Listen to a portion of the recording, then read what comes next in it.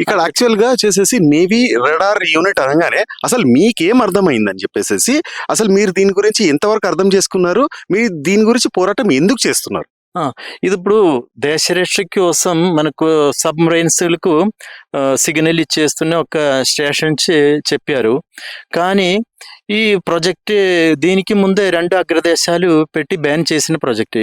ఒకటి Soviet union సమయంలో, ఇప్పుడున్న ఉక్రెయిన్‌లో ప్రిపియాట్‌లే అక్కడ చెర్నోబిల్ పక్కన ఒక 5, 6 కిలోమీటర్ పక్కన ఇదే సేమ్ ప్రాజెక్ట్ ఒకటి పెట్టారు వాళ్ళు. ఆ ప్రాజెక్ట్ వలన ప్రపంచ దేశంలో ఉన్న మొత్తం రేడియో సిగ్నల్‌కు అంతరాయం కల్పిసి, ఆ ప్రాజెక్ట్‌కి వుడ్ పీకర్ అని చెప్పిన ఒక పిట్ నేమ్, ఒక బ్యాడ్ నేమ్ కూడా ప్రపంచ దేశాలు, మొత్తం దానికి అది అంత రేడియో సిగ్నల్‌ని డిస్టర్బ్ చేస్తున్నది అని చెప్పేసి చెప్తున్నారు అని చెప్పేసి మీరు కూడా అన్యం అంటే డాక్యుమెంటరీలో మీరు కూడా అర్థం చేసి మీరు అంటే కూడా ఈ చెర్నోబిల్ కి దీనికి ఏం సంబంధం?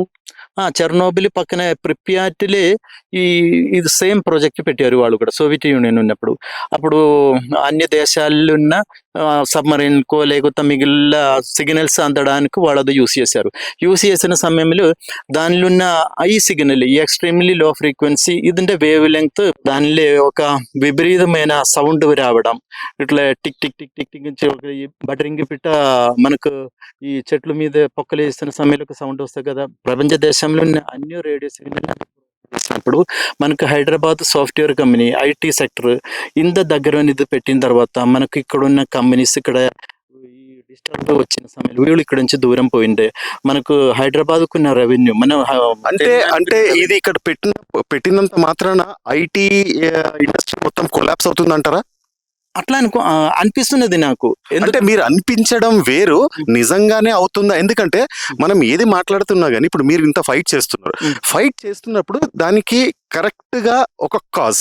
ఆ కాజ్ ఏంటి? ఇక్కడ వచ్చేసేసి ఆ రడార్ యూనిట్ పెట్టిన తర్వాత ఐటీ అనేది టోటల్ గా ధ్వంసం అవుతుంది అని చెప్పేసి మీరు అనుకుంటున్నారా? రియల్ ఎస్టేట్ ధ్వంసం అవుతుందని చెప్పేసి అనుకుంటున్నారా? రియల్ ఎస్టేట్ సరే, ఇప్పుడు ఐటీ సెక్టర్ ఇక్కడ నుంచి పోయిన తర్వాత ఇంకా పెద్ద పెట్టుబడిదారులు ఎవరు రారు ఇక్కడ. సరే, ఇది మనకు భారతదేశంకి రక్షణకి వ్యతిరేకత కాదు నేను. కానీ ఇదే ప్రాజెక్ట్ 2 అగ్రదేశాలు పెట్టి వాళ్ళు తీసేశారు కదా. అమెరికాలో కూడా మిచిగన్, విస్కాన్సిన్ పెట్టి తీసేశారు.